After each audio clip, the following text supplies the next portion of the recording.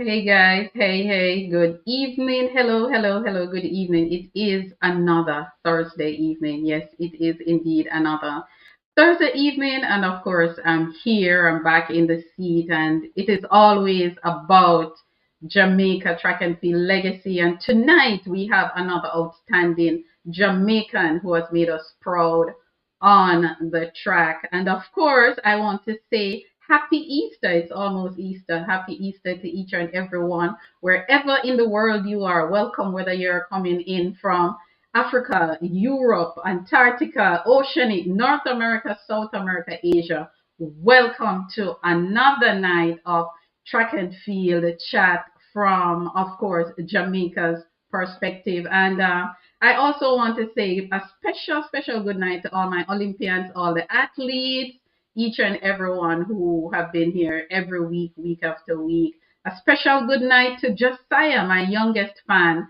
in New Jersey. And also, I want to say a happy evening and happy Easter to my grassroots program out there in St. Mary, HP1K in St. Mary. And guys, welcome to another Thursday evening, and of course, we're going to hear another story from Edwin Allen to Kingston College to to places, and of course, we're going to talk about those places. So, welcome each and everyone. Do not go anywhere. Do not touch that dial.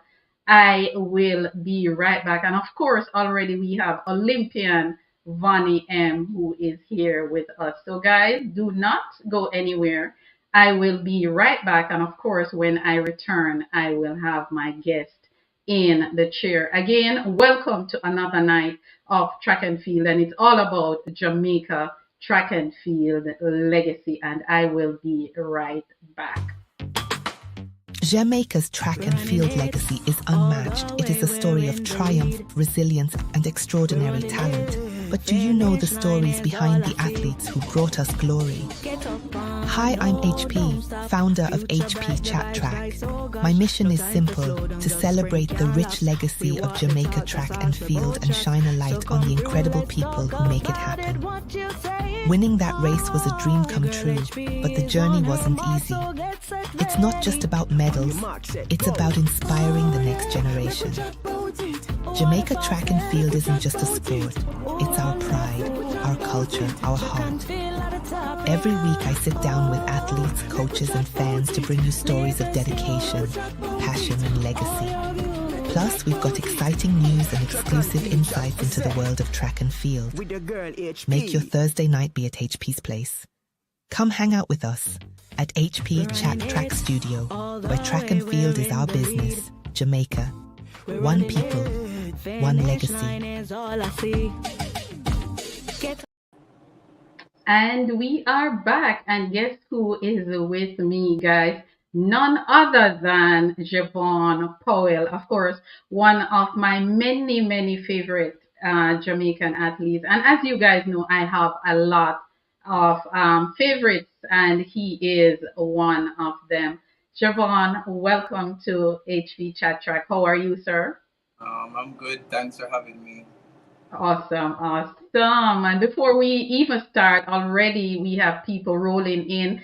Guys, if you want me to see your comments, please come on over to YouTube, drop a comment, share some love for both myself and Javon. And remember, guys, to please like and share the legacy. It is about our legacy and sharing them. And already we have 1972 Olympian with us, Vonnie M, Ivan Saunders. Coach Kino from out of St. Mary, HP1K is here. Tony P is in the building. Tamika Fortis, I call her Tamika Fortis. She is in the building. Track Diamond is also here with us. Good evening, each and everyone who have just joined. And of course, we're going to learn about Javon Powell tonight, one of my favorites. I watched his career, I watched him at Champs, growing up at Champs, and now he is a pro athlete. He is a graduate and also a pro athlete for Jamaica. Remember to like, share, and subscribe. Javon Powell is in the building. Are you nervous? No, I'm not nervous. You're not nervous. Okay. Definitely I'm not. happy to hear that. Yes. I'm happy to hear that. But Javon, just to kick things off, I like to do what you call an icebreaker. I like to hear about the baby story. What was Javon Powell like as a little baby? Which parish are you from? Just tell us a little bit about you as a little boy growing up. So I want to break it out short. I want to get a little summary about Javon Powell. What I could remember the most is when I was growing up from Peckham, Clarendon. A lot of people don't know where that is, but it's close to. Before you go any further, Javon, can you turn up your volume a little bit more so that we can hear you a little more? Yeah, you sound a little low because we want to hear everything about you tonight. I think I'm because I'm far away, but Okay. you hear me properly? Can you get a little closer to it? Let me see. Yeah, so that we can, because we don't want to miss anything, we want to hear everything. All right, continue now, son. You hear me? Yes. Okay, so I want to start off by saying I'm from Peckham, Clarendon. That's close to what I would say Mandeville, Manchester, Spaldings area, Brownstown. Anybody that's from that area, that's where it's from. It's just a small town, one way in. And what I could remember growing up is that I used to be scared of planes. So that's something that stands out for me. When I hear a plane coming in the sky, I used to run in the house and cry, and then I used to go outside and play a lot. So I used to run up and down, shoot gun, acting like I'm a soldier because I really wanted to become a soldier. So that's the most thing that I could remember that usually stand out for me growing up, being in a parent's home with my mom and my dad, and 2 sisters, 2 brothers growing up. So you said that you're from that little, what's the name of it? Peckham? Peckham, Clarendon. Peckham. I've never heard of it before. And that's what I like about the show. Every week I learn something else. So guys, if you know Peckham, Clarendon, just send us some love. So Clarendon is in the building tonight. What was primary school like for you? Where did you go to primary school? What was it like? So I used to attend Frankfield Primary. That's in the same community as Edwin Allen, but it's like 5 minutes away from Edwin Allen. Yes, so back in Edwin Allen, I just used to go to school, and then at 7th grade, I used that at third grade. That's what we call it in primary. I'm mixing up because it's been a minute. I've been in primary school, but 3rd grade, that's what they call it, 3rd grade. Or grade 3. Grade 3, yeah. Yeah. I used to run at sports day. When I was 6 years old, that's when I started running at sports day, and then the coaches saw me and just tell my mom to put me on the track and field team. And that's where it started. I made the Jamaica CUT team that same year, 2008, when I was 7 years old. And funny enough, you say that because my next question to you was going to be, when were you discovered? Did you play a lot of sports in primary school? Outside of track and field, did you play other sport? Because normally when we're young, we tend to play a little bit of everything. Did you play more sport? No, the most I would do is go to church on Sundays. I never used to be able to go to the football field because my mom was a little bit strict on us. So even on Sundays, only thing I could do is walk past the field and see the other guys playing football, and I wish it well and go home. But at sports day was the only time I could say, okay, we're going to have some time to run up and down. But outside of that, it's just stay in the house and do schoolwork and go to church. Wow. So it sounds like when I was growing up, you were just born, so I figured that you would have had access or the liberty to do just about everything because you're a 21st century baby, born what, 2000? 2000. Oh wow. People, he is a baby, but of course a Jamaican baby to us, one of my favorites, as I said before. Welcome. Diamond is saying the name of the place is Peckham. So guys, if you can't remember Peckham, just remember Beckham. So it is Peckham in Clarendon, and tonight I learned something new again. Trap Diamond is saying the only Peckham I know is in South London. Wow. Well, guess what? We have it too in Jamaica. And if you're just joining us, guys, I'm here with Javon Powell, and tonight is all about his story, his legacy, and of course, he's going to share a little bit with us. Remember to like, share, and subscribe. Thank you. High school, Javon. You spoke about Frank Field and you spoke about Edwin Allen. You are a past student of Edwin Allen. Tell us a little bit about Edwin Allen. How did you get into Edwin Allen? So after GSAT, I didn't pass on my first choice. I actually got my last choice, which was Claude McKay. Didn't do well on my GSAT, that's what they call it. I didn't do well on GSAT. Yes, in your time it would be GSAT. In my time it was something else. Yeah, so I did GSAT and got my last choice, which was Claude McKay.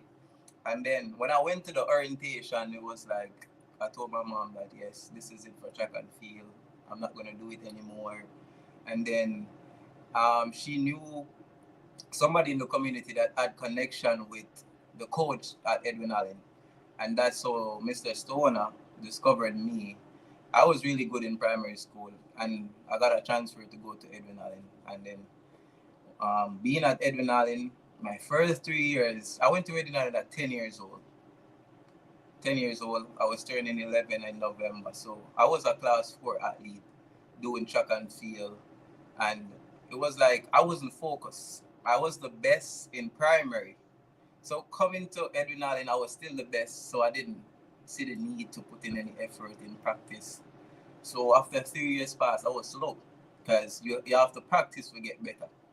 And Indeed. I wasn't practicing. I found myself in a period where I stopped going to practice completely. I was at the plaza hanging out with friends, going home late because I didn't have those pleasures when I was younger to do it because, my mom was strict on me. So when I had the opportunity, I run with it, but I was wasting my time. And then the coach came and spoke to my mom, say I have talent and I'm really good, but I'm not coming to practice. And she was like, not coming to practice. So why am I coming home late every night? Yeah, so that was it. My mom sit me down, she talked to me, and that was it from then. I started taking it serious, and then it just took off from there. Wow, amazing. See how important it is when parents, parents are a part of our lives and our daily lives. Let me just say welcome to Garcia Latouche. I hope I got that right. Good evening to you. Welcome, welcome. Veronica Patterson, welcome to you too. She said, our star boy from Peckham Clarendon is That's in my the pastor. That's my pastor. Oh, that's Pastor. Hello, Pastor Veronica Patterson. She's saying, our star boy from Peckham Clarendon, Jamaica. And of course, he's in the building. Andrea Bliss is saying, big up Megata brothers. Of course, if you guys are wondering what is happening on the screen, he is a Gators graduate. Yes, he is. And but Chevron, going back to you, how many events did you actually do or explore before you decided that the 400 meters is where I want to be? So in primary, since I was 7 when I started out, I used to do the 100 and the 2, mostly the 100 meters. And then right up to high school, I was still doing the 100 meters up to grade 9. Because grade 10 was the first time I went to tracks when I was in grade 10. So, Wow. yes. So up to primary until 10th grade when that's the year and I just started the 400 meters. Over the summer, I put on a couple more inches, I got taller, and coach saw me and be like, yes, we're going to run the 400. And I guess he saw some qualities in practice that could be a potential 400 star. So that's where he discovered the talent and we just work on it. Didn't agree with him, but it was the best decision for me. The they are geniuses. They know how to turn an athlete into what they're supposed to be. And of course, you trusted your coach and everything. But tell me about your first experience at Champs competing for Edwin Allen. What was it like for you going into the big city? into the big stadium. I mean, you're afraid of planes. So, Yeah. Well, at that age, I wasn't scared of planes anymore. Not the sound of the plane, but when I was in the plane, it felt the same. Like I'm gonna pass out. That's what I was scared of, being in the plane. So growing up, I was scared of the sound, but after being in the plane, I was scared of being in the plane. so If you how have, are you? How are you now? Because you're nah, traveling a lot. no, I'm good. I got over the fear. I just used to be scared of if anything's going to happen. And I realized I've been on the plane so much time and nothing happened. So why be scared? So so yeah. Can you repeat the question again? Oh, it's tell me about your first time going to Champs, into the big city, into the big stadium, competing against the Calabar, the KC, the St. Jago, the bigger schools. What was it like for you the first time? Because you said you went to Champs for the first time when you were in grade 10. Yes, miss. So I used to go to competition for like the parish champs. That's where it started. So I used to watch champs on TV, and you just watching it and you like the feeling of it. But being on the track as an athlete is completely different. For me, the first year, I wasn't eating, I wasn't sleeping. I was so nervous where the nerves take over my body in terms of I'm reacting in a negative way. I was going through the tunnel, I was throwing up. I thought something was wrong, like a medical condition, but it wasn't. It was just me being scared Nerves. of, yes, it was a lot of nerves. It wasn't nerves, it was being scared. Because nerves is okay, but it got to a point where I'm getting scared. Wow, wow. So what was it that your coach had to do to like to calm you down, to get you at that place so that you could compete at your full potential? So, Mr. Stoner, which was my coach, and Mr. Powell, their suggestion was to have this guy that is called Evroy. It's somebody I looked up to on the team. So they put me in a room with him.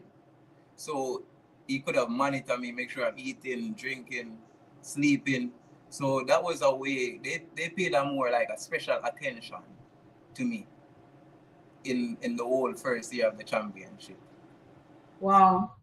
The importance of having a team around, and sometimes we fans, well, not me, but fans will sit around and they will criticize and they'll judge athletes, not realizing that so much can be going on when it is time for championship. But before we go any further, Javon, let us just say welcome to some people who are just rolling in. Carlton Lovelace is saying, bless up yourself, guys. Anthony Henry is saying, good night, everyone. And of course, we're here. But Javon, you made your name at Edwin Allen. The following, I think it was the following year, I come to Champs and you were competing in purple. You had already made a name for yourself at Edwin Allen. What influenced that switch from Edwin Allen to Kingston College?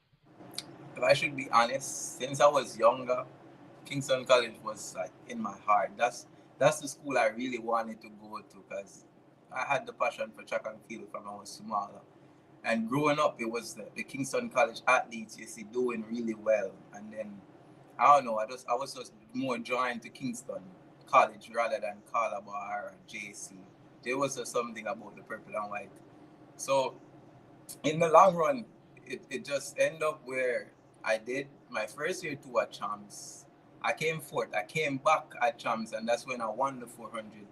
And then I came second in the two. And then the previous year after, I didn't. I ran the 4x4 at Champs because I had an injury late in the season, and it rolled over to the next year, and it bugged me the whole season. So I didn't get to compete at Champs my first year one. So my mom just decided that it's time to make a change because the environment I was in, I wasn't comfortable there anymore. So she decided, okay, we go make a change. And then that's when the choice was made. And I left to Kingston. Um, so When you compare back home in Clarendon at Edwin Allen and life in Kingston, how different was it for you? Was it a good different? Was it a okay different, or it was just an ordinary different? Explain it.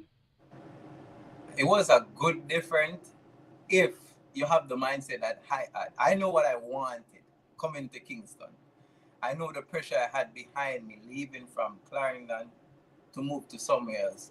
Since I was growing up, I always have the mindset. I know exactly what I wanted. I wanted to be the person that people looked on and be like, yes, I want my son to be like that in every kind of way.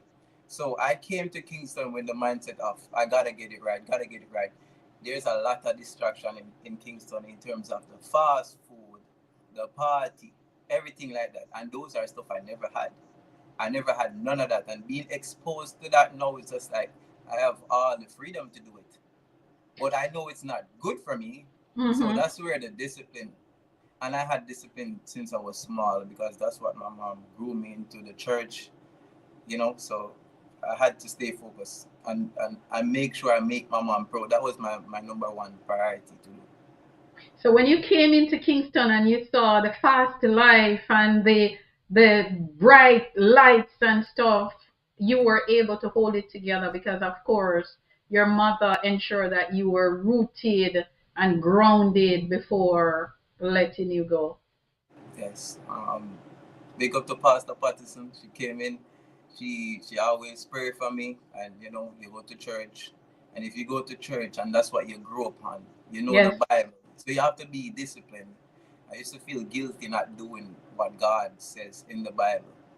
So that's why I was capable of doing the right thing because I felt guilty doing the wrong thing all the time. So I think that was one of my biggest things that I've learned that put me in this position that I am today. Awesome. What a story. What a story. And wow. Big up to your mom, who we will talk about in a little bit. Before we continue, good night to Dorothy Scott, genius, Olympia 1984, 1980, and 1984, formerly of Vere in Clarendon herself. And also, I want to say thanks to Tamika, who made this interview possible with Javon. I met him at Champs this year and he was so receptive. When I approached him, he did not have a problem, and here we are tonight. And it shows the difference in his character and the man that he is growing to be or being nurtured to be, of course, one of our own. Javon, from Edwin Allen to Kingston College to UTEP and then to the Gators. But let us talk about UTEP first. Tell me a little bit about the transition from high school training to college in a different country at UTEP. I didn't have a problem moving to a different country because all my life I wasn't at home, I should say. It's always on dorms. We don't have December with family really. So I became a loner, being away from everybody. It was okay for me. So the transition of going to a whole different country wasn't a problem. But going to El Paso, it was different. Even the first time when I got there, I couldn't sleep. You're in this dorm room with a roommate that you never seen before, having an issue with that person, and you're miles away from your family. And it was hard for me because that's when I found out my mom was sick. Like a couple months, I say a couple weeks before that. And then you have to transition with going into college, that you can't leave probably till the next 6 months to go home for Christmas. So it was a little bit lonely until school started where you're interacting with other students and your teammates, and you kind of get comfortable in the environment that you are, and you have your coaches around you where you could have conversations with. Was UTEP your first choice? No, no, UTEP was definitely not my first choice. I only went on one visit, that was University of Tennessee, but it didn't work out in the long run because apparently my times wasn't good enough. to get into a SEC school. They required a higher level of times to go in. So it worked out where Coach Clark, he was still communicating with me since I was in Casey, because he used to attend Casey also. So that's where the connection came in, and he was like, I'm going to bring you on to a visit, and then it clicked. And when it clicked, I don't second guess it. I get on it immediately. So I didn't go on no more visit. I just go ahead, sign the papers, and I know exactly what I wanted moving forward from there. Wow, you're such a mature young man. You know from a very, very young age where you want to go, what you have to do there to get there, and you have done that. It shows maturity. 2022 was a big season for you. You made the final of the 400 meters at the NC's championship, running 45.47 for UTEP. Just was what was going through your mind, because you finished third in your race. I think it was your heat or your semi. You finished third, but you actually had the fourth fastest time going into that final. What was it like for you now being on the big stage? It is no longer champs. This is a bigger stage. How were you able to navigate those what you would call the nerves, the nervousness, and all of what you've gone through at champs? All right. For me, I sit myself down and I get to realize worrying about it will not change anything. Making it defeat you only will bring negative results. So if you sit and focus on the negative part of, oh, I'm not in shape, I'm going to get tired, you already defeat yourself without being on the track. So that's when I sit myself down and be like, if I count myself out the race before it even starts, is that what I want? Do I want to walk away with my head down knowing that I didn't do my best? So I try to keep that at all times. So every time I step on the track is to give my best every time, so I could leave smiling. You know, even if I lose the race, I should run a personal best where I'm like, I did my best. You know, the other person probably just show up better on the day. So being on the track with like the Gator guy, you said I came third in the heats. I was scared. I was running scared. I ran 44 coming in. But when I really met the big dogs, that's what we call them boys dropped 44 low in the heats. So that's when I was realizing, like, I'm in shape, but I was like scared to get it. You know, I was in the smaller conference, which was Conference USA. I could have ran 45, 44.8 and win my races. But when I got to NCAAs, it was just a different ball game. And I think that's where I started to build my confidence and be like trusting myself more that I could really do it, because I didn't do my best. My execution was very poor. Yes, miss. At least, you are able to assess yourself and see where you went wrong and what you need to do in order to get it right the next time. Let's hear it for the Gators. You transferred to the Gators, and of course, you had another outstanding season. Why did you switch? I feel like with me, I just know when it's time to move on.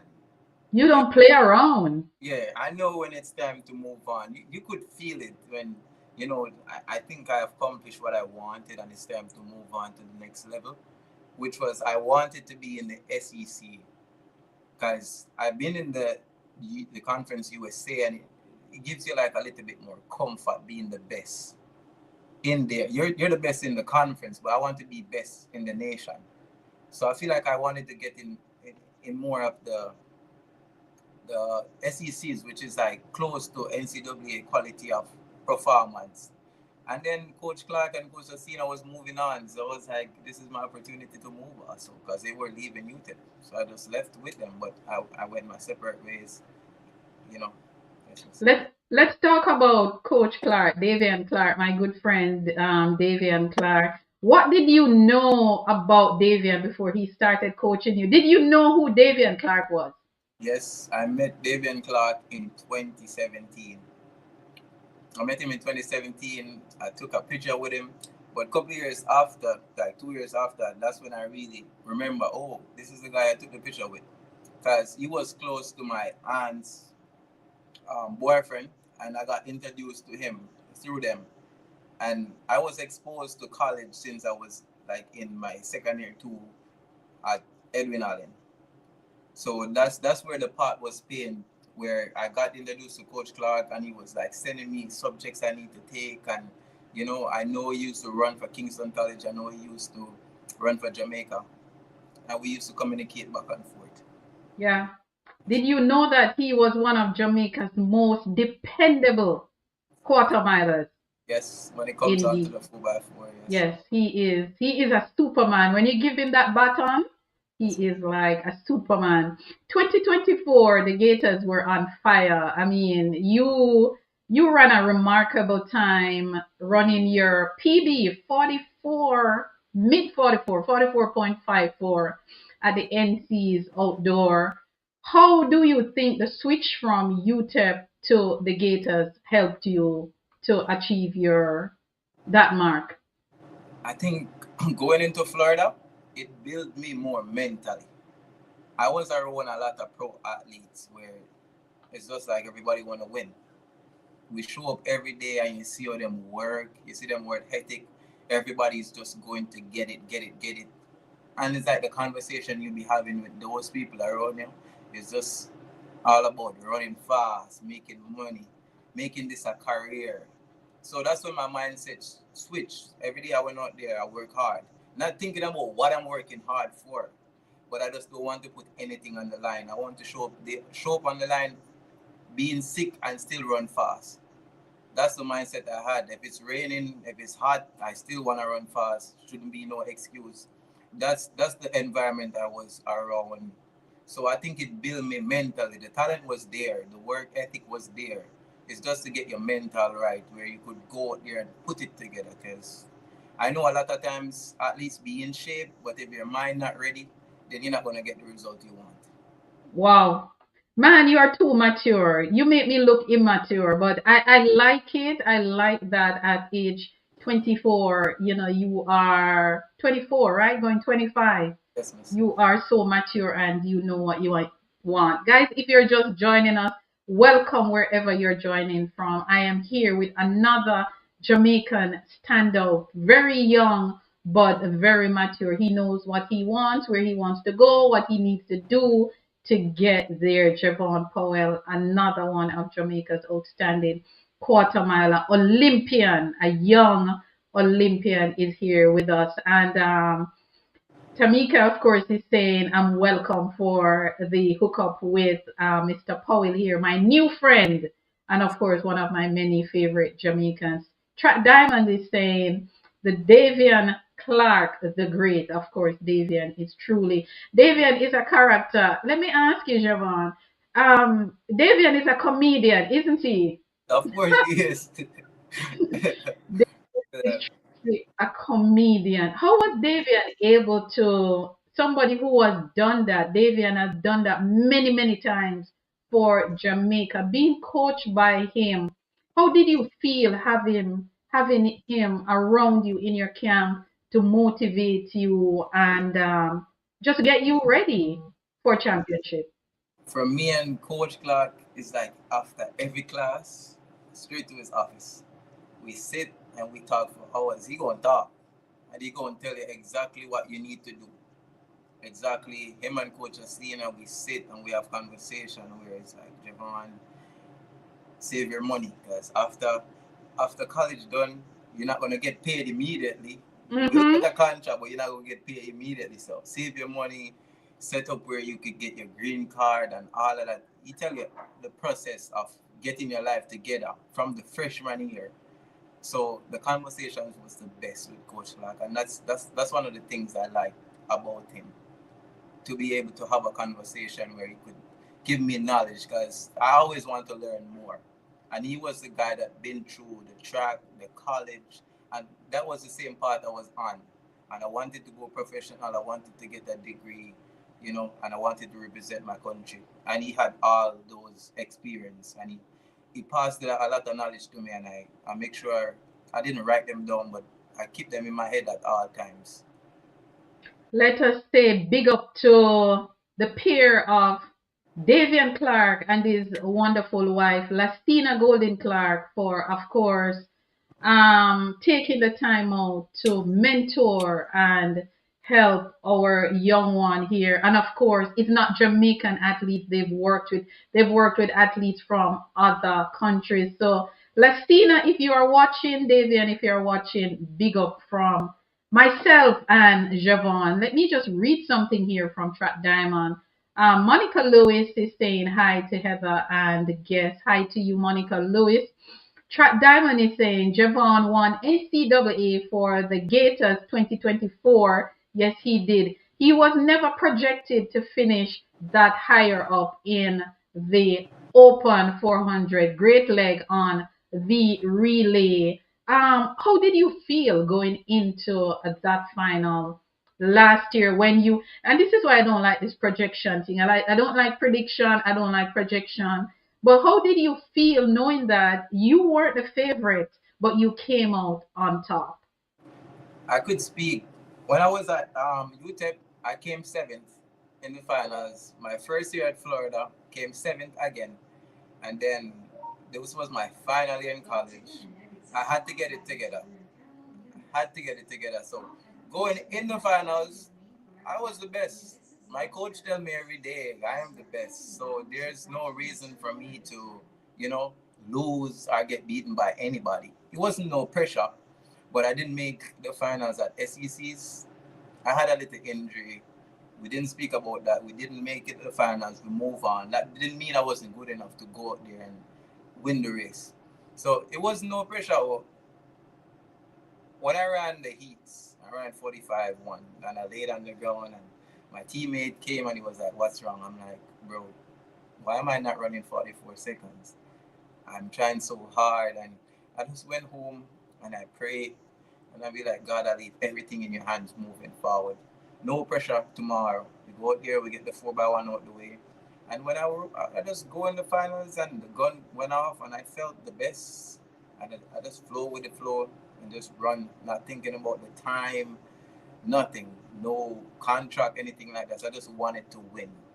I fall short, but I got a personal best, so I was happy about that part. You certainly did. And as I'm going to read something to you from an Olympian. She is a 1972 Olympian for Jamaica. Her name is Yvonne Saunders, and of course, Vonnie M. And she's from the same parish as you. She's saying, a very mature young man. We are so proud of you. I pray that only good things for you. God bless you. And that's what a 1972 Olympian for Jamaica, and of course a 1976 Olympian for Canada. Yes, Bonnie M, I'm telling them your business. She competed for Jamaica and Canada at the Olympic Games. Of course, Marlene Green is here with us, and she's saying, "Good night, everyone." And she's saying, "Happy Thursday, happy Holy Thursday to everyone." She's also saying hi to you, Javon.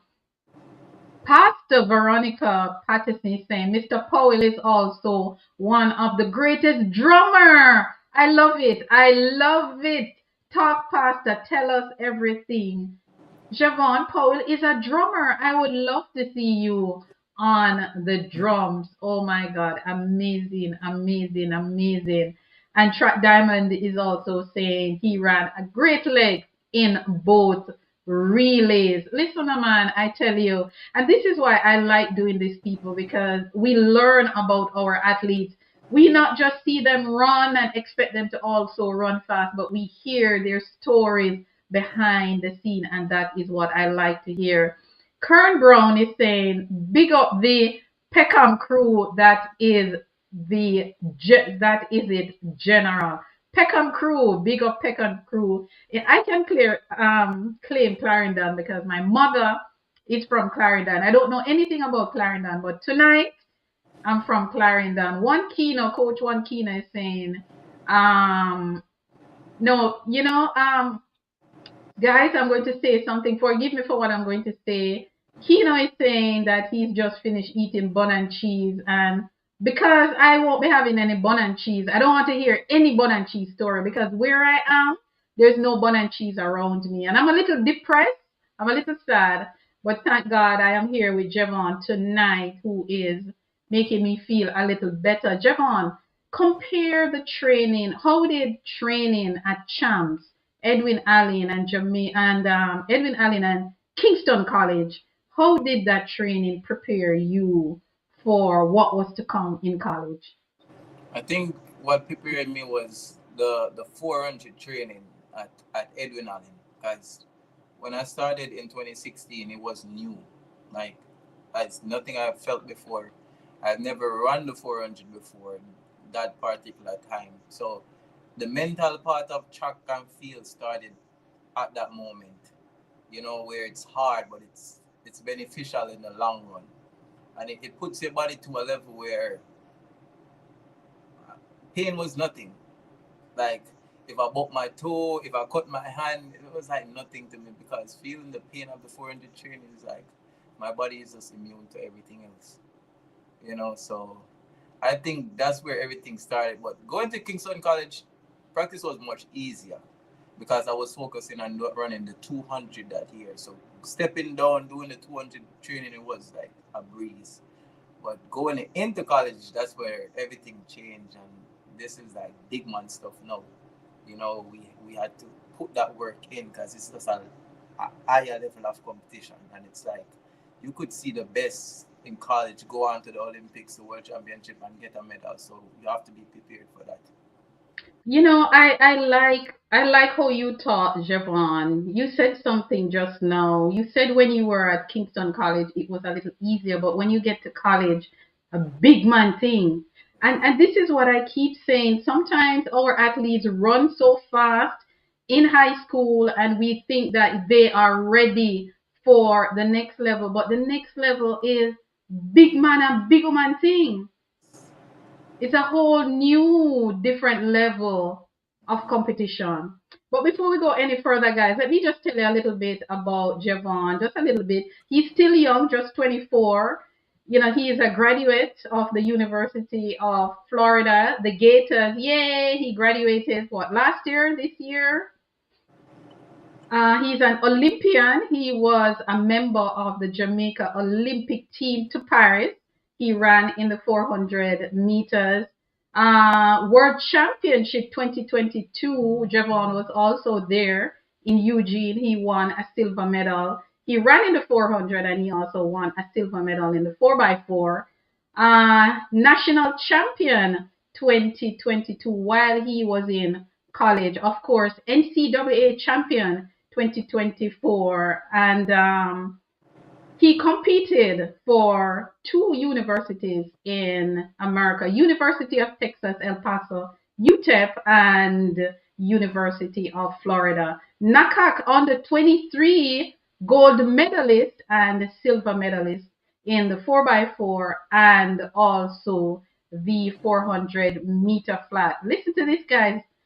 He has personal best in the 200 meters of 20.21, personal best in the 400 meters, and this now is for outdoors 44.54 seconds. Indoor, his PB in the 200 meters 21.02 and 45.35 indoors. Javon, I hear that Jamaicans doesn't like indoors. How do you feel about competing indoors? I do not like indoors. Indoors was my worst, my enemy. I didn't like it, but I had a mental block with indoors. It doesn't matter what I did. I was running 47 seconds. I got out fast, I run 47. I got out slow, I run 47. But when I went to Florida, I realized it was more of fun. You know, just attack it. Attack it. You gotta just go and run and have fun with it. It's just like going around the cycling track in Kingston. It's just like running down a hill. It's fun, but it's scary. But you just gotta go. And that's when the mental block got away. I just went out there and be like, you know what? I am better than 47 seconds. And I just went out there and I run 45. And when I run the 45, I keep running 45 after that. I've heard that a lot about indoors. I'm yet to meet a Jamaican track and field athlete that say they like indoors. Is it because there's no breeze inside? No, it's just you're running on a bank. It's just like it's so uncomfortable. You know, it's Yeah. uncomfortable. It's like you're going around a corner at full speed. You feel like you're going to fall on your face, and it's just like even after you run, it feels like you're going to die, like you're going to throw up. Like the whole environment feels so bad. Yes, even when I Wow. ran 45.3, I Hmm. was I was happy. But all right, let me tell you why I don't like indoors. I'm gonna be honest. Running 45.3 indoors, that means I'm in 44.3 outdoors. And I didn't get the opportunity to run 44.3 on the day. I did it indoors. Why? If I did run 44.3, I would have be like, yes, that's a good time. I could get a contract. But nobody gonna look at 45.3 and be like, yes, that's good enough. But you're not far. You're not far from the 44.3. Yes, but I did it indoors. You know, so I'm like, I wish I ran this time today outdoors on an outdoor track. You know, I would be more happier. It will come, son. It will come. I want to get into your mind a little bit. When you line up in a race, what goes through your mind? Something must go through your mind when you're at the trials and you're in the 400-meter finals and you see all these other guys. What goes through your mind? How fast are you telling yourself that you want to run? I don't think about time because based on my history with thinking about time, it never comes. That never. It's just focusing on executing. You know, remembering what coach said: drive that first 50. Don't come up too early. Don't start running too early. It's just like in your mind, you're breaking down the race before you actually run it. You know, it's just like you're practicing over and over in your mind. I'm going to do this right here. I'm going to make my move right here. I'm going to run my own race. If the guy behind me run past me, that doesn't mean I'm running slow. He's probably running too fast. So make sure you stick to the script at all times. Don't panic. Don't make your move too early. Don't think you're running too slow. That's something Coach Clark told me, and it just stick with me, and that's what I think about. And it's just like my mom. I just imagine my mom at the line every time, and when I reach the home stretch, I'm running to get her. That's the next thing I use. I remember. Awesome. Yes. Awesome, awesome. You made your first Olympic team last year. Last year, Paris Olympic Games. You made your first Olympic team. Was it something that you dreamt about before that day came last year? Did you ever really think about, I want to compete for Jamaica at the Olympics, or it was just something that happened and you embrace it? No, it was not something that happened. When I was smaller, when I made my first Jamaica team, I was like, I told myself when I get to 16 years old, I'm going to make my first Olympic team.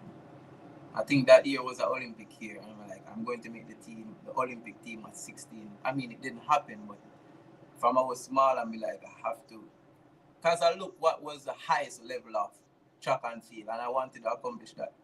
So I was like, Olympics is the highest level, and I have to be there. Guys, if you're just joining us, I'm here with a very, very mature young man, Javon Powell. Olympian Javon Powell, let me give him his title. He knows what he wants, and guys, he's going after it. And tonight it is about his story, his legacy. But before we go any further, remember to like, share, and subscribe. I just want to read some more comments for you, Javon, because your people they are here. I still want to. This one, I just learned something new about Javon again, guys. If you didn't hear it before, he is very good on the drums. He is a drummer, of course. And let me see who else we have here. Kern Brown is saying the youth really hold up his head after the death of his mother. I'm so proud of you. Of course, we're going to talk a little bit about Javon losing his mom at such a very, very young age and the time that it happened. Thank you very much for that, Kern Brown. Fago Brown is saying, big up my son, Javon Powell. Tracy loves you, son. Tracy loves you, Javon. Ethelyn Tate, another Olympian, is in the building. 1988 Olympian Ethelyn Tate is here. And KB is saying, hey, nephew, man, your people are here tonight.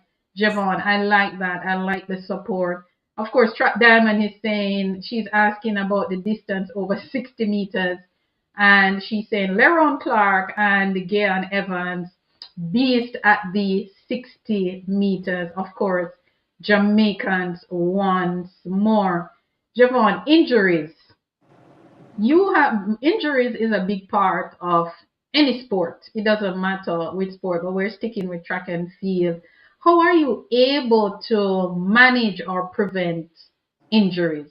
Because I don't hear about you being injured a lot. Of course, you're still young, but you have you're able to prevent and manage injuries, especially during competition. How are you able to stay away? All right. If I should be honest, I do get injuries, like bad. I get Wow. injuries. Most of my injuries was like outside of track. I burned my whole toe off. Like my complete five toe was like a second degree burn where they had to do surgery to get in the skin. Burn, as in burn with fire? No, with oil. The oil fell off the pot, fell directly on my foot. The skin was completely gone. I was out for like Ooh. 2 months. That was my first year at Florida. Oh, I didn't perform at well. I didn't perform as well that year because it was in like from November and Thanksgiving because I love to cook also, and I was in the kitchen cooking and the incident happened and I'm I sorry, couldn't. son. Yeah. So it's never that I don't get injured. I do. A lot of athletes do get injured, and I could say for myself, if you see me out there competing, I am, and I don't look my best, it's not because I'm not putting in the work. It's because I injured. Because every day I go on that track, I am putting the work. I don't leave no room for failure. So with most of the athletes that's more passionate about track and field is injuries. And it's most likely injuries that is not related to track and field. It's just being careless. So I'm still learning in the process of, don't leave anything to chance. Make sure I put on my shoes more than wear my slippers because I don't want to go outside and buck my toe. Anything could happen. So you have to be more careful. And that's how you prevent injuries. It's not being at practice and running most of the time. This is what you do before going to bed early, hydrating, sleeping. All that stuff add up. You don't hydrate today for today. You have to hydrate yesterday and the day before for today. So those are the stuff I have to remember and make it a priority. Like it's a lifestyle and do it every single day. Every single day. Wow, man, I am overly impressed. I am really, really impressed. Earlier you talk about nerves and you were coming through the tunnel into the stadium, you were throwing up because you were nervous or scared. But how important, how much mental preparation do you have to do before competition, when if you have a meet, if there's a race, whatever, how much mental preparation you have to put into your preparation in order to get it right? For me, it starts from the track. From the track, believing that you're the best and having people around you that tells you you're the best. Till it gets to a point where they don't have to tell you that you're the best. You know that you're the best. The training, the times you be running, there's no way. Based on history, based on coach's experience, if you're running it at practice, you could do the same thing on the track. So that's what I use. I run a time trial. I'm running. Say I run a 200. I go 19 seconds. There's no way I should go out there and run slower than 20.0 or 20.1. So those are the things that get me ready. Doing it before I go out there. So there's no doubt being on the track and be like, I'm ready. And even if I think I'm not ready, I'm still gonna go out there and run because it's more in your mind. It's not like your physical body. But if you're somebody that believes you could do it, then you can. because you have the talent, but not every time the work that you put in works. But it's just believing that it will work, and you just go out there and do everything, and you will surprise yourself most of the time. Do you get nervous now when you have to compete? Um, no, it's really better because I remember times when I was in the hotel room at 2, 3 o'clock in the morning, can't sleep. And I mastered not doing that anymore because I realized thinking about the race makes me stay up. It's like me thinking about it don't give me a room to go to sleep and rest my mind. So every True. time I imagine myself on the backstretch running, it's just my heart skip a beat. And I stop doing that. I just go to sleep, take my mind off the race. We will deal with that tomorrow when it's time to run. Focusing on going to sleep now, wake up in the morning, get breakfast, and just kind of block your mind from the race. Because it's just, if you think about the race over and over, there will be no room to go and rest and focus on, I need to rest to go run. Are you one of those athletes that looks at like when you go to a championship, do you look at the start list to see who is in your heat and which lane you're in? Yes, I will. I love looking at my lane. I don't care about who's in my race because that's where it starts. If you care about who in the race, then that's your race plan probably going to change. But I have one race plan to go out there and run my own race run fast. So it doesn't matter who is in my race. If I go in the race knowing that Usain Bolt in there, it's like, oh, I'm going to tell myself that I'm going to come second. I'm already defeating myself. So I don't care. It's just going out there and do my best at all times. I look at my lane, but I do not care who's in the race with me. Wow. Wow, we let us talk. Let us go back a little bit to the Olympic trials last year. Last year, Team Jamaica was chasing 2 minute 59.12 so that we were trying to better that so that we could have a shot at going to the Olympic Games in the relay. Jamaica has been a member, a team at the Olympics in the 4x4 before you were born. Before you were born, Jamaica has always have a team in the 4x4 at the at any major championship. So we're talking about years and years before you were born. I was at the trials. I was in the stadium, and I was looking for the super team to come out to compete. And yeah, Jamaica would continue their legacy in the 4x4 at the Olympic Games. But when I was looking, I did not see you and others. What happened? All right, for me, I went to Bahamas a couple weeks before to compete. Like that's probably like a week after the NCAA's, and we fall short by a little bit. Mm-hmm. And all of us was disappointed, but we had a meeting and we spoke to God Gale, and I suggested having 2 rounds, and then we could rest and go run the 4x4 on the Saturday. So Thursday, Friday, the finals was on Friday, and then we rest and then we go run on Sunday for the 4x4. For me, I only could speak for myself. Unfortunately, I mentioned about burning my foot. This was 2 years ago, and it never got better. It's so sensitive when I wear new spikes. It's like the bone and the skin, like everything irritates. Like a 9 out of 10 pain. Painkillers before I run, stuff like that. And unfortunately, I wear like my spikes that I had all season. I changed it a couple days before the championship, so my toe was really, really irritated after the 400. Not even after. In the warm up of going out there to run the 400 finals, it started, and it didn't get any better after. So in that position, it was just like I was on the urge of getting a contract, right? And I have to be honest. In the game of getting a contract, it's just like if you can't run, then the shoe company don't need to sign you. They gonna look for the next guy that is able to go out there and show up and wear their products, you know. So I was like, am I going out there to risk my health?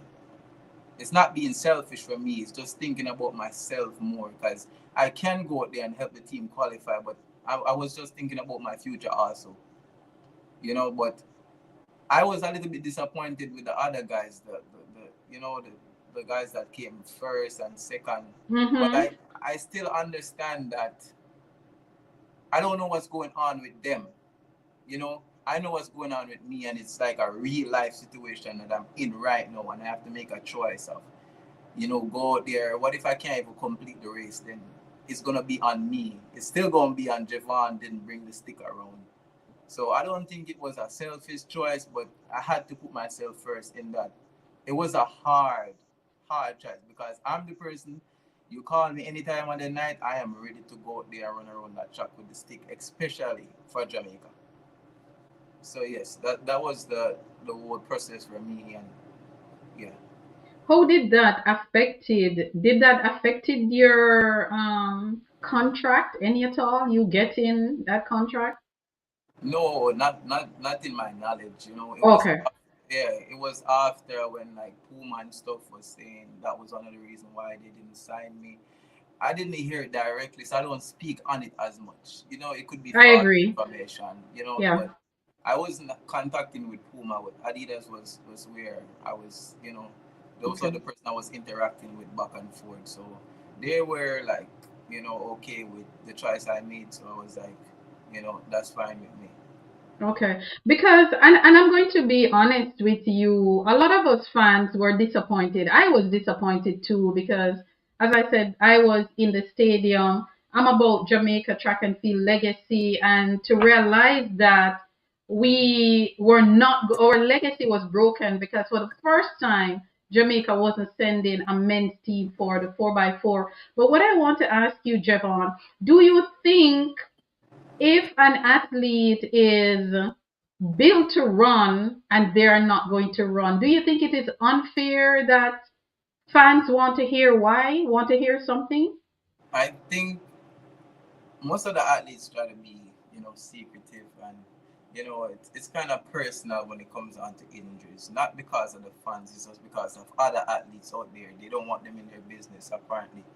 But I think it's unfair because the people they want to know what's going on with the athletes because a lot of people out there really love the athletes, like genuinely love the athletes, and We yeah, do. yeah, and it's just like the same situation with Shelly didn't show up and at the Olympics game and the sister Mm-hmm. why, but it was like a moment where she had to decide I'm not running. She couldn't think about the fans in that moment.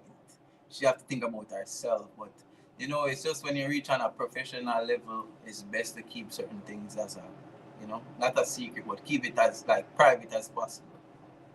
Because the thing is that, I am one of those fans who will say, I don't want to hear the details of what happened, but I would love to hear something because I am here to see to see Javon compete.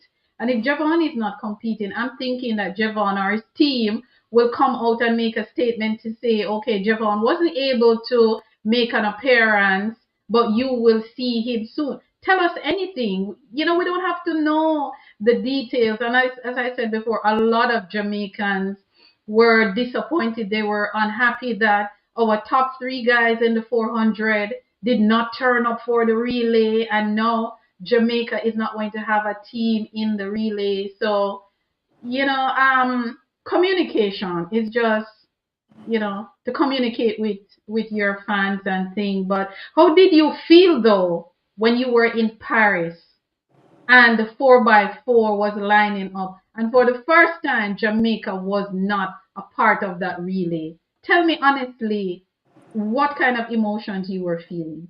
For me, I was a little bit down. I was on the plane when the 4x4 was running, and I had so much time to think about everything. I was on an 8 hour flight, I guess, and it was like, wow, it feels weird. It was new, coming to a competition where I'm not the last person running because the 4x4 is the last thing. And I just look at myself and I be like, I just pray to God that this is the last time it will happen because I'm not the person to focus on what happened already. I'm Yes. moving forward, but I just told myself moving forward, I will make sure I'm always ready, and I'm not going to be the one that disappoints the fans. You know, I will do everything in my power as long as I'm injury free and I have two legs and two hands and my mind is right. I will be out there running for Jamaica. I love that. I love that, Javon. Thank you very much for saying that because I'm a fanatic, I'm a track and field fanatic, hence why we're here. And I want to see my team, I want to see my country, I want to see my athletes. And if my athlete lane is empty, the first thing I'm going to ask is, where's Powell? Powell was supposed to be in lane five and he's not there. So it's not that we're fast or anything. We're just concerned about you guys. And as you said, we love our athletes. And people will tell you that, yeah, people like me love my athletes. But before we go further, let us just read some comments.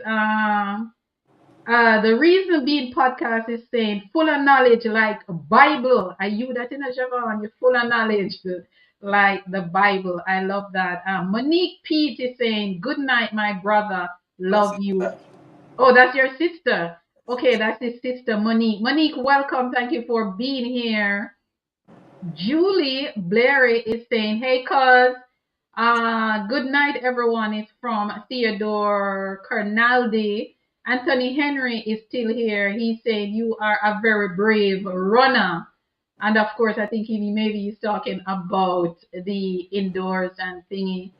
And Anthony Henry is also saying, I remember your last season of NC's top pundits never had you finish in the top one, of course, in the top three. Of course, these people always think that they're experts and they know who is going to finish in the top days. And I've seen it so many times that experts call a result and it is very far from what they have said. So I am not big on predictions. People will ask me who you think is going to win that race, and I will name all three, four people Yeah. because you never know how it will go. But Javon, let us talk about challenges. In everything, there are challenges. What are some of the challenges that you've faced in your career so far, and how are you able to overcome?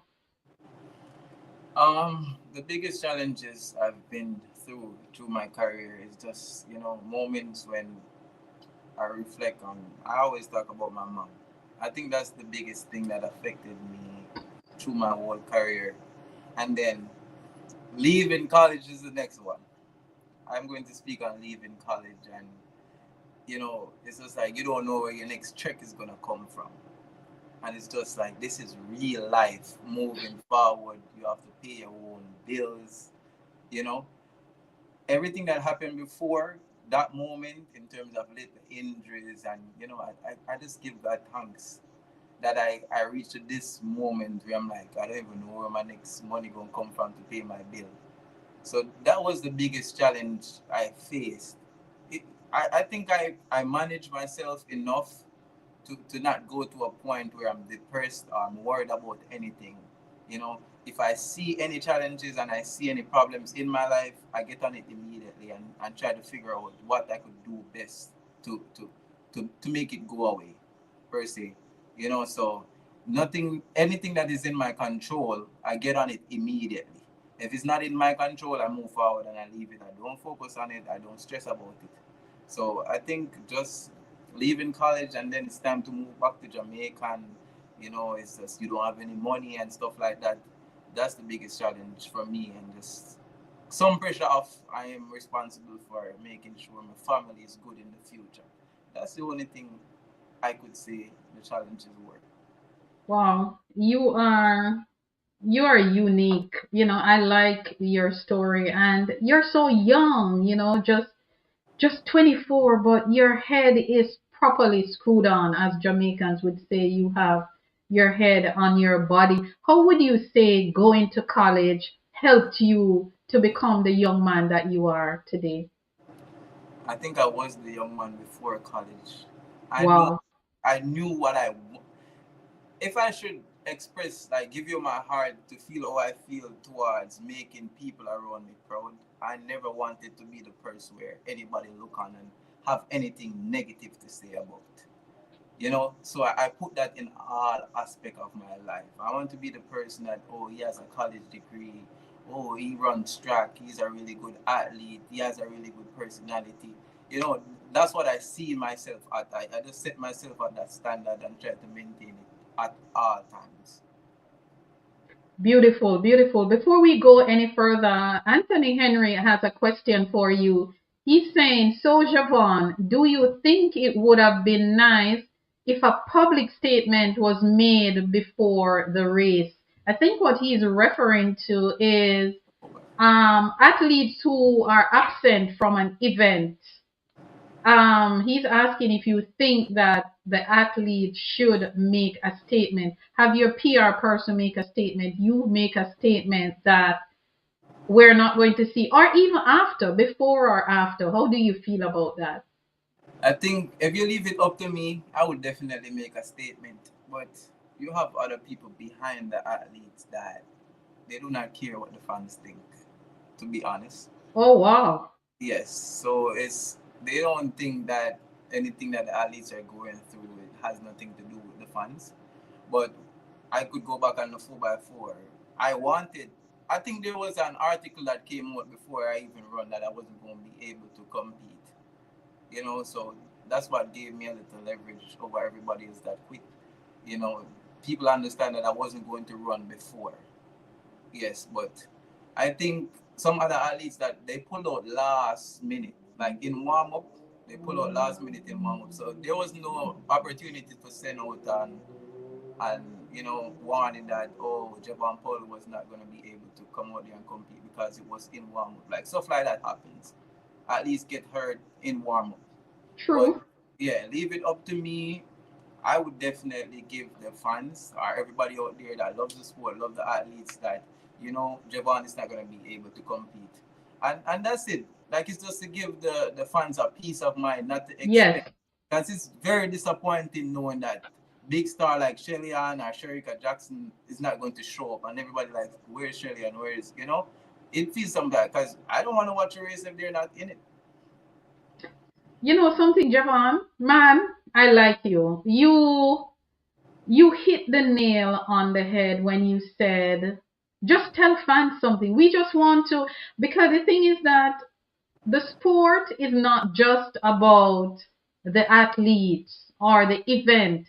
Fans, we the fans, we're a big part of the industry. And if you, which athlete want to compete in an empty stadium? If fans feel as if they are not a part of the story, then they're going to say, sure, I'm not going because our athletes just walk past us. They don't care about us. Why should we go? And I like that you said a simple statement can just say, okay, Javon is not going to compete. You don't even have to tell us that you burn your foot or you buck your toe. We don't want the details. Just communicate with us and let us feel at peace, because the reality is that a lot of narratives, when there's no explanation coming from the athletes camp, people just run with any story. And I don't run with those stories. People will just make up their own stories, and sometimes I don't even listen. But if Javon or his team come out and said, okay, Javon wasn't able to run for whatever you want to add, I can say, okay, guys, here is something coming from. But fans weren't happy, and sometimes the Jamaican fans feel as if you guys don't love us the way we love you. You know, we feel bad sometimes, but I guess it is what it is. But before we go any further, okay, Ramoy Donaldson is saying blue sausage. I don't know what that means. I'm not even going to try and put a meaning to that. But welcome, Ramoy Donaldson. Guys, please to subscribe and like and share the legacy. This is about our legacy. Anthony Henry saying, I understand the need for privacy, but no statement feels a way to the fans, and that is true. Latoya Clark, welcome. She's saying, yes, we knew you weren't going to run due to the injury you were carrying at the time. Tamika is saying, okay, she's hailing up someone there. Marjorie Paul, welcome. She's saying, I wish you a very bright future, and indeed He deserves it. He's a wonderful young man, and of course, he cares about the fans. Javon, a big change came in your life 2019. It was 2019, December 18th, 2019. A big change came in your life. You lost your mother. When you got that call that day, how did it change your life? You were just starting university. You weren't able to travel immediately. Can you take us through some of that emotions? Your mom, you've been speaking about her all night. When you got that call that your mother passed away, how did that change your life? So I want to go back to like when we found out that she had cancer, because she was the person that I used to be at home with her, and like everything she eat, she chose it back up immediately. And she was going to the doctor for like a ulcer stomach, that's what they call it, and they were treating the symptoms for that. But I felt like she knew that she had cancer because she was a little bit chubby and she lost weight, probably got slimmer than who I am, and then in the summer of 2019 she called me and she was like she had cancer.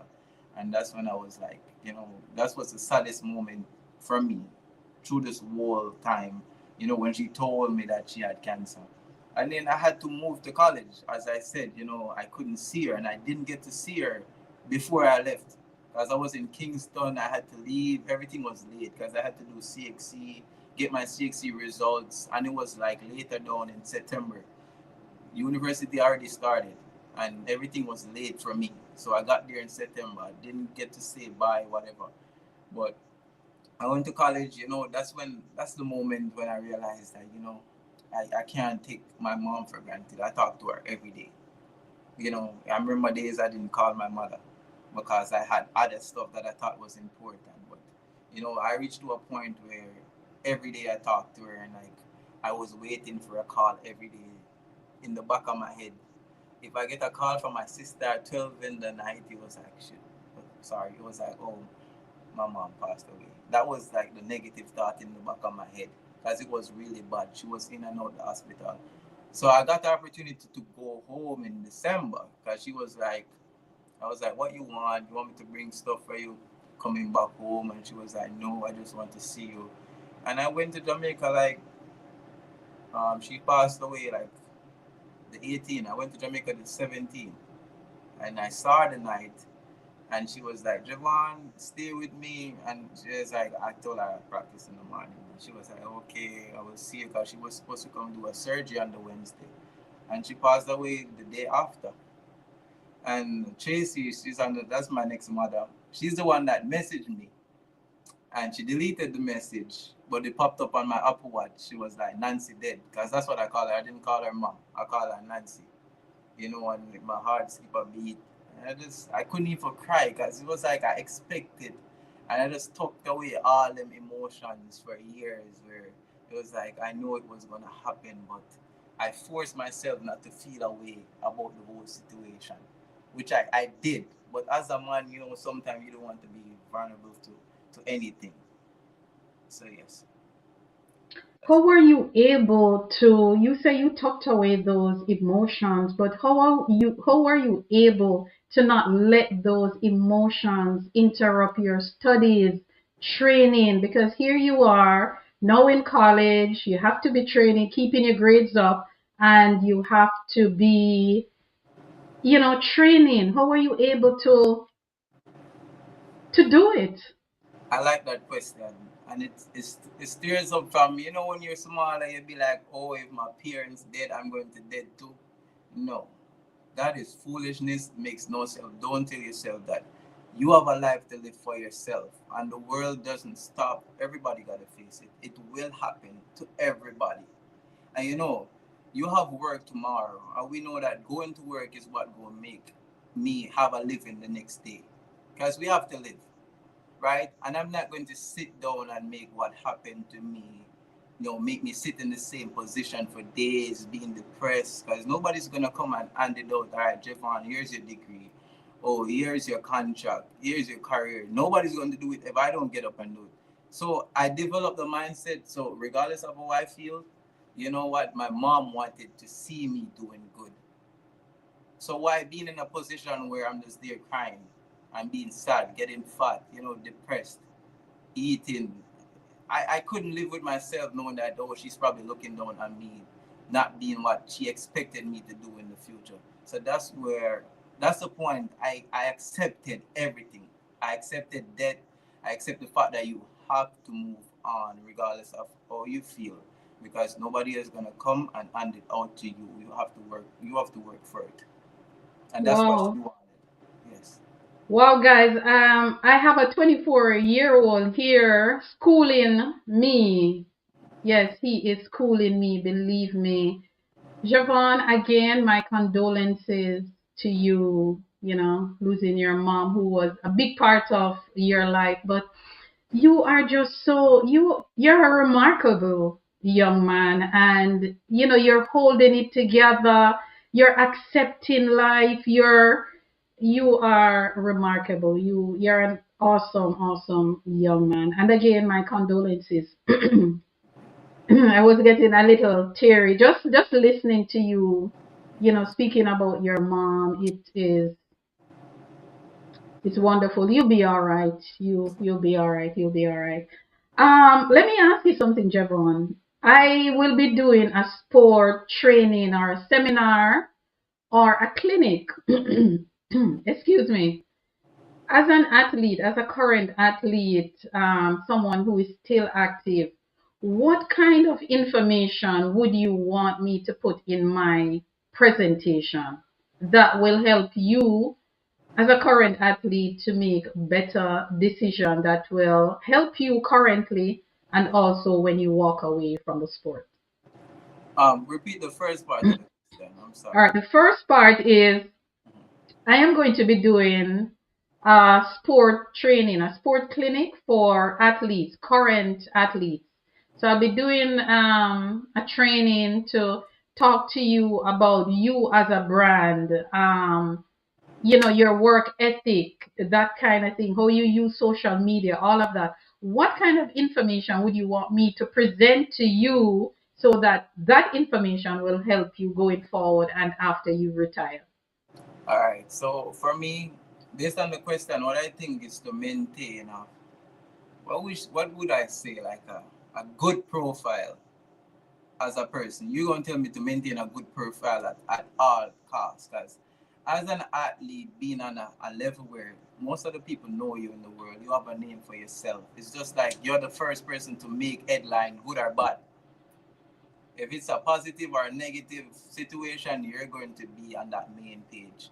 So you have to maintain a lifestyle. If you're the person that drinks, smoke as an athlete, don't publish it in a way where you put it on your public social media where other people could see and be like, oh, Javon is doing that, Javon is doing.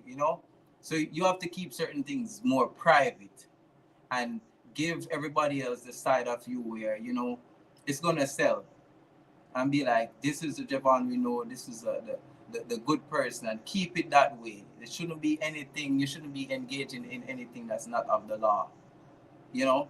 So make sure you keep a clean sheet at all times. Where you search my name on the internet, the first thing that should come up is me doing something positive.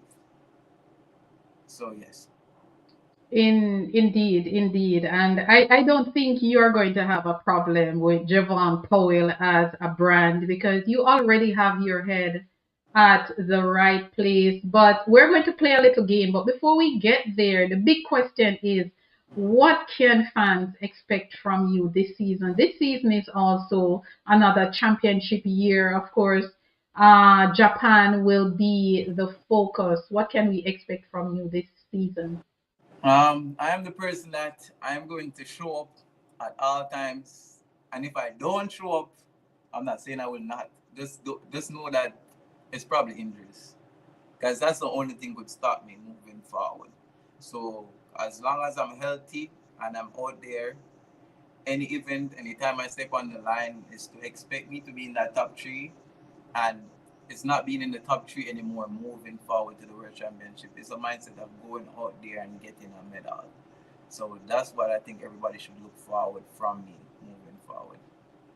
Awesome, awesome. Well said. Before we go into our game, Ozzy Dixon is saying, and let me read it for you. He said, I saw in a different forum where you hinted at the possibility at an event change. Would you be prepared to say anything at this time?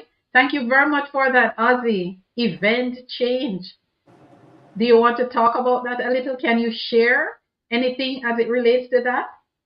I don't think it's an event change for me, guys. The passion was always in the two. Like, 200. yes, I love the 200, but I don't think it was. Everybody I've been around, all my coaches, is was like they seeing more potential in me being a better 400 athlete than a 200 athlete.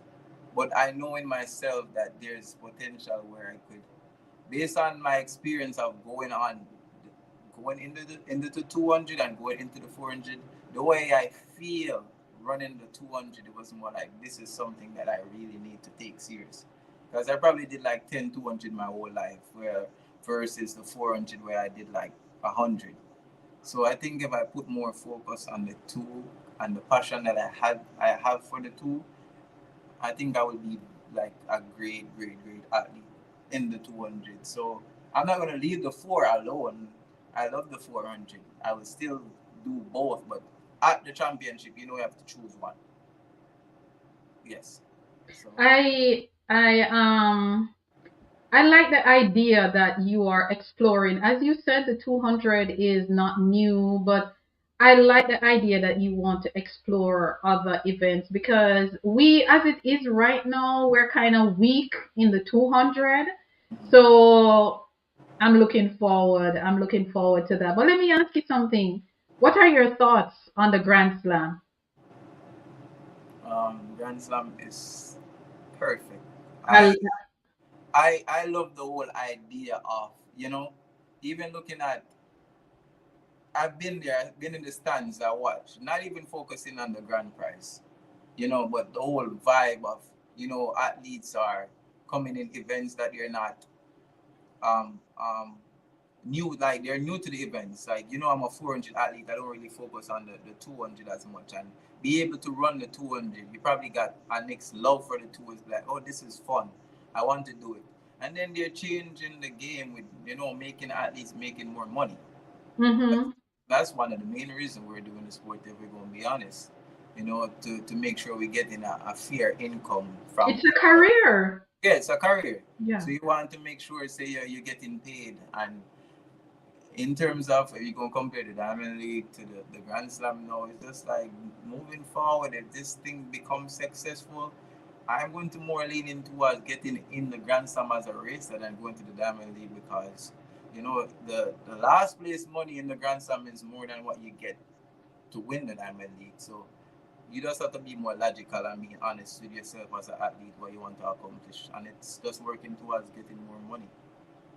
Yeah, I like the Grand Slam too. And the biggest thing about the Grand Slam that I like, and you mention it, is exposing athletes to other events. Other athletes are able to explore other events. And that's the biggest takeaway for me because I've said it over and over that we have athletes where if one event is not working for you, explore another one. And that was what the Grand Slam was about. And the Grand Slam wasn't just about the top tier athletes, it mixed it up. So it had the runners and of course it had the challengers. So for me, I like the Grand Slam. I would give it 10 out of 10 and the energy and the vibe. Yep, I like it myself. But we're going to play a little game now.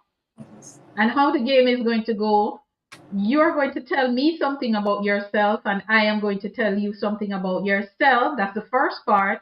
And then we have a second part where I'm going to throw two things at you, and you pick the one you fancy more. So I'm going to go first and tell you something about you. Then you tell me something about you. So the first thing I'm going to tell you about you is that your birthday is November 19th. So you want me to tell you something about Yes, so you are going to share something now about you, and then we're going to do that for 3 times. So it's your turn to tell us something about you. my favorite genre of music is gospel. Gospel. Awesome. Awesome. Awesome. Um, the next thing I'm going to tell you about you, which we did talk about this a little bit, you were being coached by Davian Clark at UTEP and Mike Holloway at the Gators. Yes, Your turn again, Mr. Drummer Boy. my favorite food to eat is zinger, which is not good Zinger? for yes, No, Sir Javon, come on. Zinger? which is not good for me. I haven't had one in like a year, but that's one of my favorite. Your favorite food. Okay, cool. The next thing I'm going to tell you about you is that you are 6 feet tall. Is that correct? Yes, I'm six Okay. Your time. Your turn again. feet tall. That's I think you guys already know that I love church and I love to play the drum. I love to You play the love to drum. play the drums. Passionate. That's something else I'm passionate Wow. You need to send me a video of you playing the drums. You need to. You need to. Okay, so we're going to play another game now. Before we get there, Veronica Patterson is saying, nothing but the best. I speak for him, and I will agree with you, Pastor. One Kina is saying, big up the HP1K Distance Academy kids. Yes, I want to big up my kids in St. Mary, my grassroots children from HP1K Distance Academy. Big up on yourself, little ones. Of course, they're tuning in to Olympian Javon Powell. Ramon Donaldson is saying, Escovite fish, boat zinger. And that man said too, boat zinger. KB is saying, Jeff Ajani says hello. Ajani said hello. Vonnie M is saying, I love the Grand Slam, but I was very disappointed. Okay, with the size of the crowd. Yeah, the size of the crowd was, yeah, that was talked about. But putting that aside, the energy, the vibe, the foreign athletes really had a blast. They had a great time. Okay, Javon, I'm going to say 2 things now, and you pick the one that you fancy the most: oxtail or curry goat. Curry goat. Curry goat. Okay. Netflix or YouTube? YouTube for sure. I'm on YouTube. Wow. Yes. Movies or video games?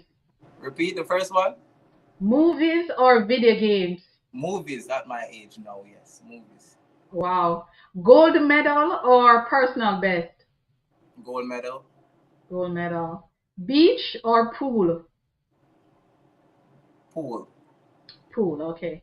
Ice bath or massage? Massage.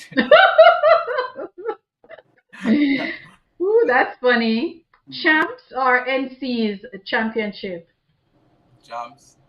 I am yet to ask this question and hear an athlete say something other than champs. Wow, champs. Champs win every time, guys. Champs win every time. Champs win every time. Of course, Olympian Dorothy Scott is saying, folks, don't forget to like, share, and subscribe. Thank you guys for saying that. Please, guys, share the legacy. Show us some love. Javon, back to you. Morning training or evening training? Morning training. Morning training, okay. First leg or anchor leg? Relay. Ankle leg. Okay. Mhm. Competing at home or abroad? At home every time. At the National Stadium, right? Nowhere like the office. No, we like the office. Warm up or cool down? Warm up.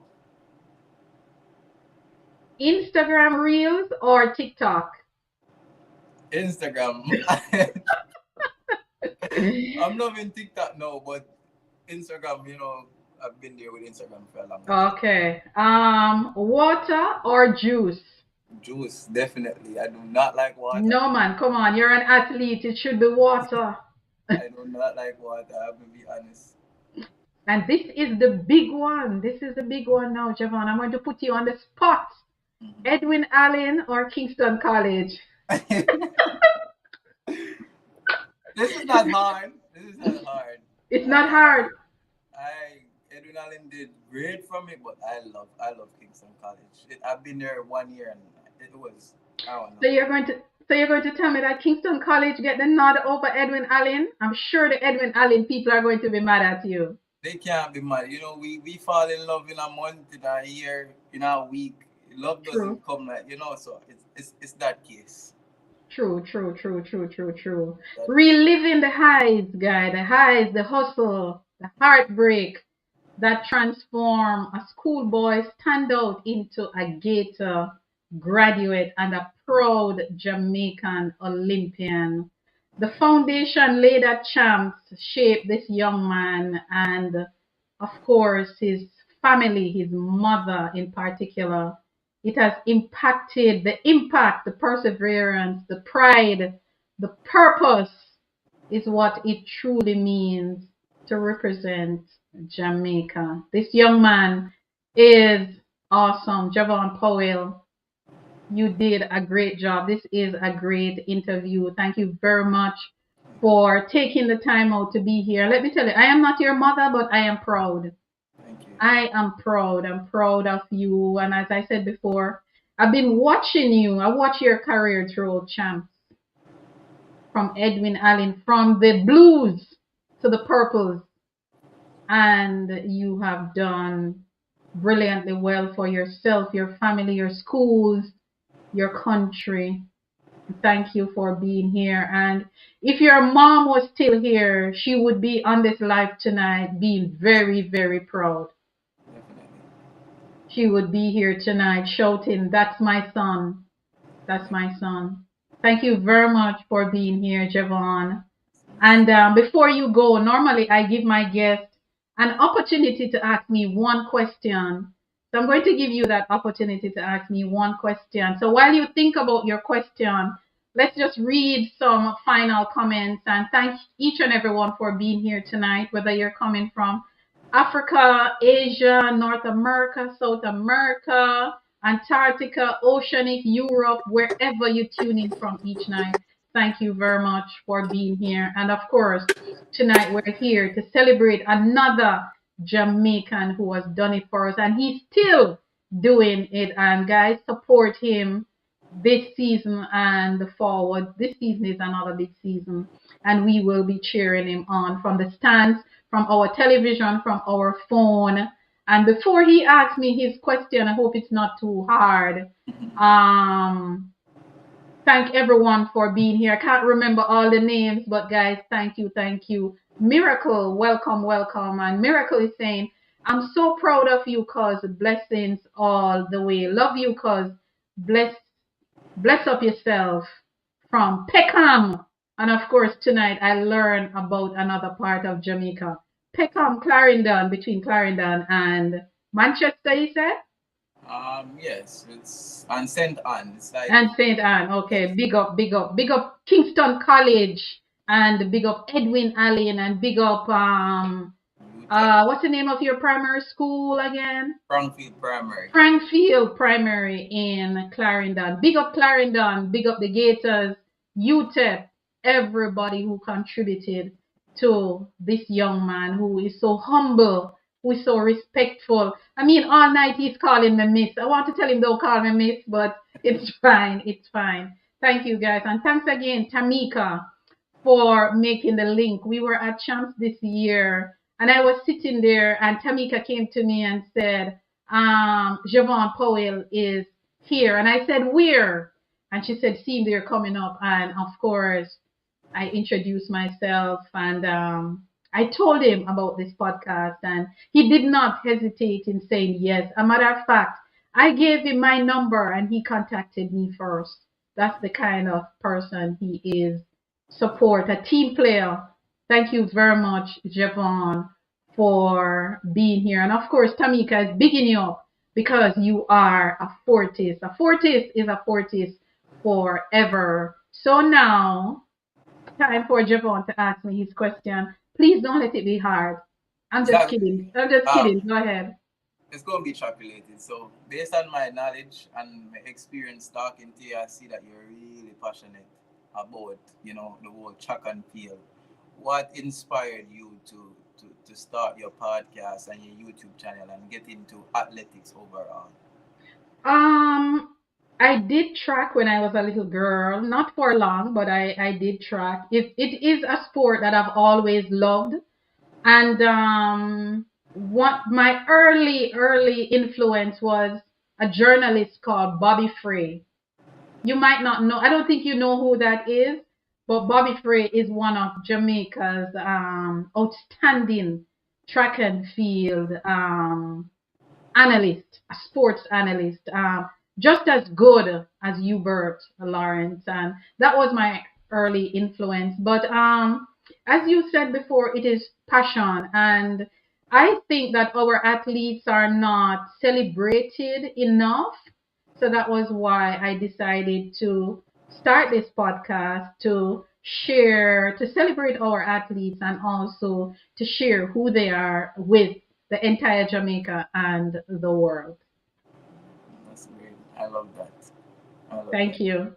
And I'm happy you're thanking me. I'm thanking you, to give me an opportunity to show, who Javon is and what I've been through and the whole part. And I am happy to be here to help you, you know, doing anything you're doing moving forward. And it's a great job. You're doing a great job with the athletes and everybody you interviewed. Thank you so much. Thank you. Thank you, Javon. That means a lot. Thank you. Thank you. And thank you for being here and all the best. All the best for 2024 and going forward. And of course, I will be cheering you on from the stands, from the TV. When I see you next time, this time is not a handshake. It is going to be just run up to get that hug as a fan. And keep your head high. Keep your head high. Your mother would be proud. And as you seem to be doing and continue to do that, put God first. And I still need that video with you playing the drums. So thank you very much for being here, Javon. Thank you. And enjoy your holiday. Enjoy the Easter. And thank you to his family and his friends who turned out. Thank you all very much.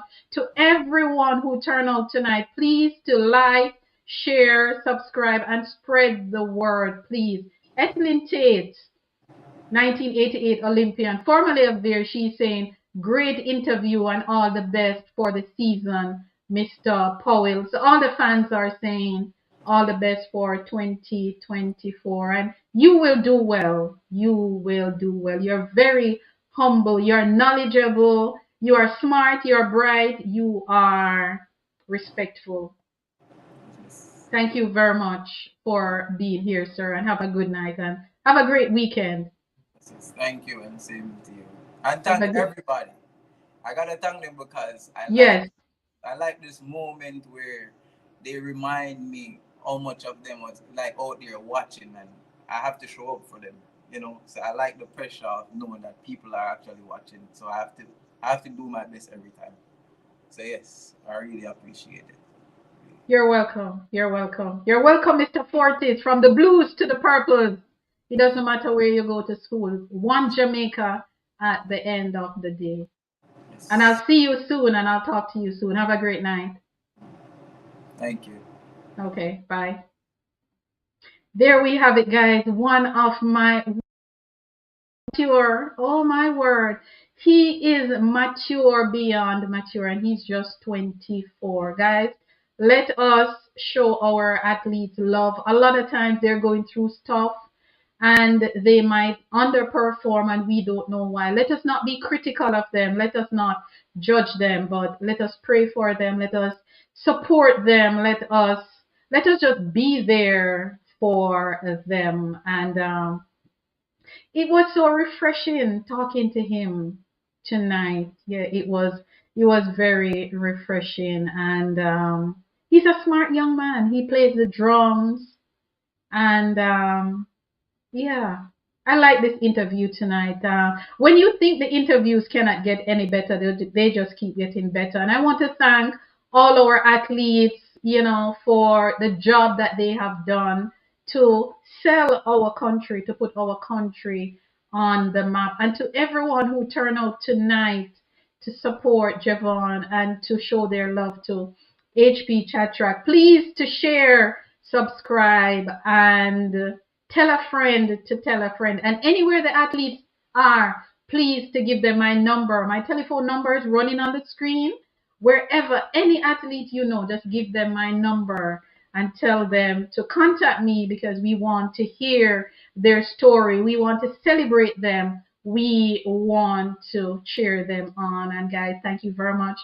And my little team, guys, I have a grassroots program in St. Mary. I have a little bunch of babies working with, and they are a bundle of joy. So please show some love for them. HP1K in St. Mary, and not to be St. Mary. And of course, Jamaica is what we're about. Building, continue to build our legacy and supporting our athletes. And as I have right there, Jamaica, one people, one legacy. So guys, have a happy Easter. And I'm going to be sad Easter because I don't have any bun and cheese, and my friends did not make sure that I have bun and cheese. So all you people eating your bun and cheese, I'm hating right now because I won't be having any bun and cheese. Where I am, I cannot get bun and cheese. So I just want you all to know that I will be sad. Yes, I'll be sad. Tamika, thank you very much for that link with Mr. Powell. And keep the athletes coming. Keep them coming. I feel like I don't want to leave here tonight, but I have to. Happy Easter, guys. Happy Easter. And remember to be kind to someone, share with someone. There are so many people out there who are going through something, who don't have. Open your heart to others, to help others. And Mr. Powell was indeed refreshing. So I want to thank his family, Coach Kino. Big up yourself, everyone. All the Olympians who turn out tonight, Ethelyn Tate, Dorothy Scott, Vonnie M, Yvonne Saunders, all the athletes, everyone who were here tonight. Thank you. And next week, we will do it all over again because guess what? It is all about Jamaica Track and Field legacy. Yes, it is. So guys, have a good night. Have a great weekend. Enjoy. And let's pray for each other. And let's keep young Mr. Powell in our thoughts. He lost his mom at a very young age, but he is so mature. Wow. Anyway, guys, I won't be talking anymore. I will see you next week. Next week when we will do it all over again. Have a good night. And it was nice seeing you all. Thank you very much. Each and everyone. Thank you. You get the feeling that I don't want to leave here, right? All right, I'm going to go now. Have a good night, guys. Bye. Jamaica's track and field legacy is unmatched. It is a story of triumph, resilience, and extraordinary talent. But do you know the stories behind the athletes who brought us glory? Hi, I'm HP, founder of HP Chat Track. My mission is simple, to celebrate the rich legacy of Jamaica Track and Field and shine a light on the incredible people who make it happen. Winning that race was a dream come true, but the journey wasn't easy. It's not just about medals, it's about inspiring the next generation. Jamaica Track and Field isn't just a sport, it's our pride, our culture, our heart. Every week I sit down with athletes, coaches and fans to bring you stories of dedication, passion and legacy. Plus, we've got exciting news and exclusive insights into the world of track and field. Make your Thursday night be at HP's place. Come hang out with us at HP Chat Track Studio, where track and field is our business. Jamaica. One people, one legacy.